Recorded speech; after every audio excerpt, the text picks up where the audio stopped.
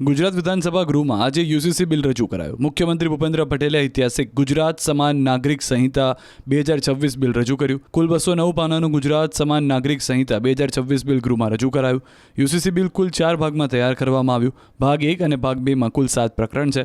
ભાગ 3 માં live in relation તથા ભાગ 4 તરીકે યુસીસી બિલ રજૂ થયું.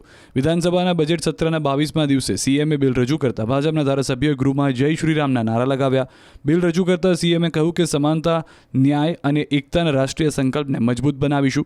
બિલમાં લગ્ન, લિવ ઇન રિલેશનશિપ, છૂટાછેડા ઉપરાંત વસિયત કરી ન હોય તો તેવા સંપત્તિમાં માતા પિતા, બાળકો, પત્ની દરેકને સમાન ભાગ મળશે તેવી જોગવાઈ છે.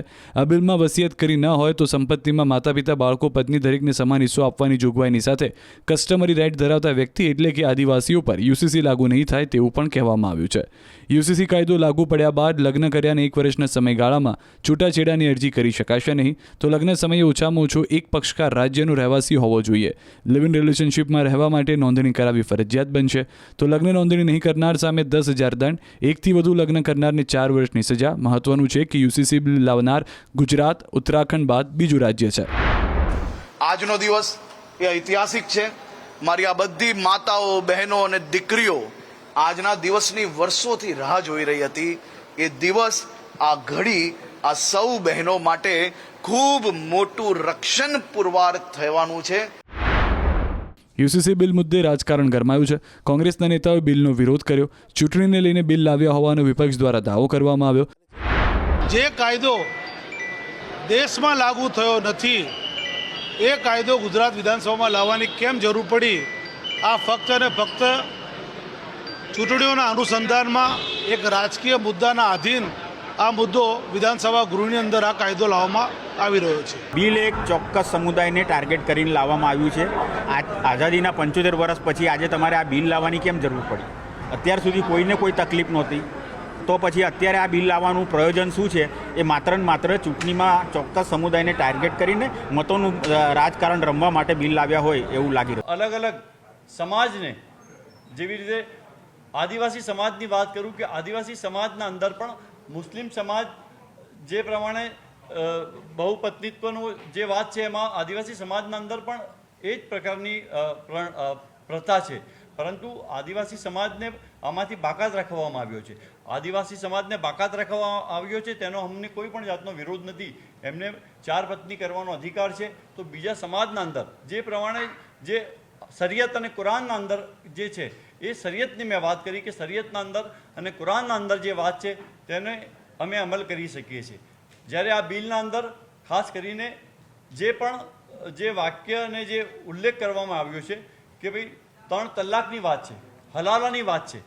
હલાલાના અંદર જે પ્રમાણે મંત્રીશ્રી જવાબ આપતા હતા, બીજા એમના સભ્ય જવાબ આપતા હતા કે હલાલાની પ્રથા શું હોય છે, એ આખા સભાગૃહને જ્યારે ગેરમાર્ગે દોરવાની વાત હતી કે હલાલા પ્રથા એવી હોય છે કે અન્ડરસ્ટેન્ડિંગથી જે પણ વ્યક્તિ જેને તલાક ગુસ્સામાં કોઈ આપી દીધા હોય, 3 વખત તલાક કહી દીધા હોય, ત્યારે તેને પાછા જ એ જ પુરુષ જોડે લગ્ન કરવાના હોય તો તે હલાલા પ્રથા છે. એના અંદર તે કોઈ પણ જે પુરુષ જે એમના જોડે સંબંધી હોય અથવા તો એમના કોઈ સગાવાલા હોય એના જોડે તે લગ્ન કરી લે છે અને પછી એને તલાક આપે છે. એને હલાલા પ્રથા કહે છે. એને કોઈ શારીરિક કે કોઈ માનસિક કોઈ પણ જાતનું એના અંદર કરવાનું હોતું નથી. પરંતુ અહીંયા હાઉસના અંદર જે પ્રમાણે જે વાત કરવામાં આવતી હતી કે મુસ્લિમ સમાજના અંદર આ પ્રકારની એક જે પ્રણાલી છે અને પ્રણાલીના અંદર કે હલાલા પ્રથાના અંદર બહેનો પર અત્યાચાર કરવામાં આવે છે. ગુજરાતના અંદર મેં પૂછ્યું કે ગુજરાતના અંદર કેટલા કિસ્સા આવા બન્યા છે કે હલાલાના કિસ્સા બન્યા હોય કે કોઈ પોલીસ સ્ટેશનના અંદર કેસ દાખલ થયા હોય. એક પણ કેસ અત્યારે જે પ્રમાણે અહીંયા રજૂઆત હાઉસના અંદર થતી હતી એના અંદર એક પણ કેસ હલાલાના કોઈ પણ પોલીસ સ્ટેશનના અંદર કે કોર્ટના અંદર ચાલતા નથી. ત્યારે આ બિલના અંદર મને એવું લાગતું હતું પહેલાંથી જ અમે હતું કે આ બિલ અત્યારે કોર્પોરેશનના ઇલેક્શન છે, નગરપાલિકા તાલુકાના ઇલેક્શન છે, એને સમજી વિચારી જોઈને જ આ લોકો જે આ બિલ લાવ્યા છે. એટલા માટે જ પહેલા દિવસે પણ જ્યારે અમે આ કમિટી આવી ત્યારે પણ વિરોધ કર્યો હતો અને આજે પણ વિધાનસભાના અંદર આ બિલ મૂક્યો છે તેને હું વિરોધ કરું છું. અને આવનારા દિવસોના અંદર મેં જ્યારે હાઉસમાં બી કીધું છે આ બિલની હું અમારા સમાજના આગેવાનો સાથે મળીને હું આ બિલની હોળી કરવાનો છું. તો બીજી બાજુ આમ આદમી પાર્ટીના ધારાસભ્ય ચેતર વસાવાએ પણ બિલનો વિરોધ કર્યો. આ બિલ જરૂરી ગુજરાતની અંદર હતું. લગ્ન, છૂટાછેડા, વારસાગત મિલકતોના જે પ્રશ્નો હતા એનું સમાધાન આ બિલ દ્વારા થશે. મહિલાઓના હકનું હું માનું છું કે આનાથી જતન થશે અને બંધારણીય રીતે સૌને સમાન હક, સમાન કાયદાની અંદર આ બિલની અંદર આવરી લેવામાં આવ્યા છે. રાષ્ટ્ર અને સમાજના હિત માટે આ કાર્ય કરવામાં આવ્યું છે.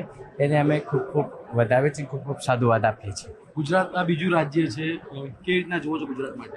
ગુજરાત રાજ્ય તો આપ જાણો છો કે એ સૌ બહુ ભક્તિવાન અને સર્વશ્રેષ્ઠ માનવામાં આવ્યું છે, કારણ કે ગુજરાતના આપણને બે સુપુત્રો એવા આખા દેશને વિશ્વનું આપણે સંકાન કરી રહ્યા છે, જે કે માનનીય પ્રધાનમંત્રી નરેન્દ્રભાઈ અને માનનીય ગૃહમંત્રી અમિતભાઈ. તો ગુજરાત તો આપણું રાજ્ય એક એવું રાજ્ય છે કે એના માટે કોઈ કહેવાની વિશેષતા છે. શું સમાન નાગરિક સંહિતા લાવવાથી બધાની સમાનતાની ધારામાં આવી જશે? શું રાષ્ટ્રની ભાવના મજબૂત થશે? નહીં થશે. આપણે જો રાષ્ટ્રીય એકતાની વાત કરતા હોય, રાષ્ટ્રીય અખંડતાની વાત કરતા હોય અને લઘુમતી સમુદાયને આમાં એમનું અપમાન કરીને, એમને ઠેસ પહોંચાડીને આપણી રાષ્ટ્રીયતા સાબિત કરવાના જે પ્રયાસો આજે ગુજરાત સરકાર કરી રહી છે, ત્યારે અમે એની નિંદા કરીએ છીએ, સખત વિરોધ કરીએ છીએ.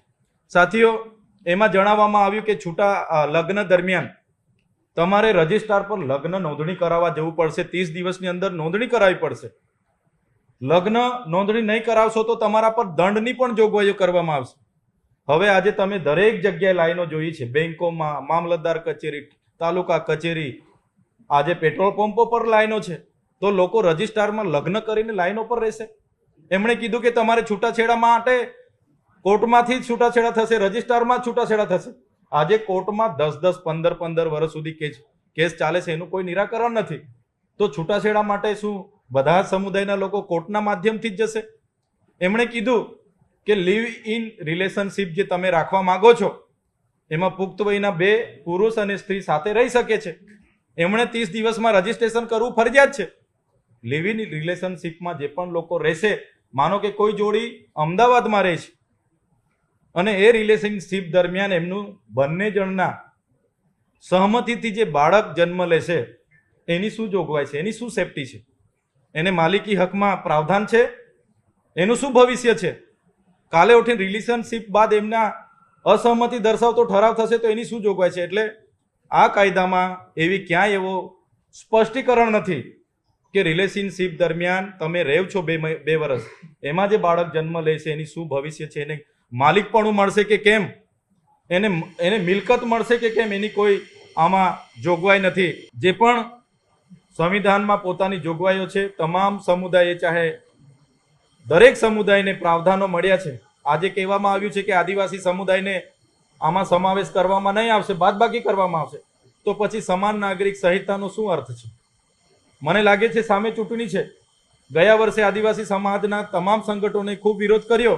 એને ધ્યાને રાખીને આદિવાસી સમુદાયને બહાર રાખવામાં આવ્યું. પણ આવનારા દિવસોમાં ચોક્કસ એમાં સુધારો લાવશે અને આદિવાસી સમાજને પણ આમાં સમાવેશ કરશે, જેની અમને ભીતિ છે. એટલે અમે ઝીણવટપૂર્વક જોઈ રહ્યા છે. ક્યાંક પણ એવું દેખાય છે તો અમે સખત આ કાયદાનો વિરોધ કરવાના છે અને આ કાયદાને રદ થાય એની પણ અમે હાકલ કરવાના છે. 1947માં આપને આઝાદી મળી ગઈ, પરંતુ દેશભરમાં નિયમો સમાજ આધારિત રહ્યા, જ્ઞાતિ આધારિત રહ્યા, ધર્મ આધારિત રહ્યા. એનાથી સૌથી મોટું નુકસાન અગર કોઈને ગયું હોય તો દેશની દીકરીઓ, બહેનો અને માતાઓને ગયું છે. આજે ગુજરાતમાં મારી સૌ માતાઓ, બહેનો અને દીકરીઓ માટે એક સમાન નિયમો એ આવનારા દિવસોમાં આવી રહ્યા છે. યુસીસી એ દેશના તમામ લોકો માટે એક સરખા નિયમો, લગ્ન બાબતે હોય કે પછી દીવાની બાબતે હોય, આ બધા જ વિષયોમાં એક સમાન નિયમ યુસીસીના માધ્યમથી ગુજરાતમાં લાવવામાં આવશે. આજનો દિવસ એ ઐતિહાસિક છે. મારી આ બધી માતાઓ, બહેનો અને દીકરીઓ આજના દિવસની વર્ષોથી રાહ જોઈ રહી હતી. એ દિવસ, આ ઘડી આ સૌ બહેનો માટે ખૂબ મોટું રક્ષણ પુરવાર થવાનું છે. મુખ્યમંત્રી શ્રી ભૂપેન્દ્રભાઈ પટેલને રાજ્યની સૌ દીકરીઓ, માતાઓ અને બહેનો આજે આશીર્વાદ આપી રહી છે, અભિનંદન આપી રહી છે. વિષ્ણુ પરિષદ આરએસએસ વર્ષોથી જે માંગ કરતી હતી એક કાયદો આજે આપણી વચ્ચે પસાર થઈ રહ્યો છે. અતિ આનંદની વાત છે. જે વિરોધ કરે છે, રાજનીતિ કરે છે. ઘણા મુસ્લિમ લોકો એવા છે ભણેલા ગણેલા યોગ્ય વ્યક્તિઓ એ પણ આ કાયદાના વિરોધ કરતા નથી. એક દેશ, એક કાનૂન બધાને માનવું જોઈએ. હા, એમને તકલીફ પડી શકે, જે રહે છે ભારતમાં, ખાય છે ભારતમાં, અને દિલ અને દિમાગ અરબસ્તાન પાકિસ્તાનનું કામ કરે છે.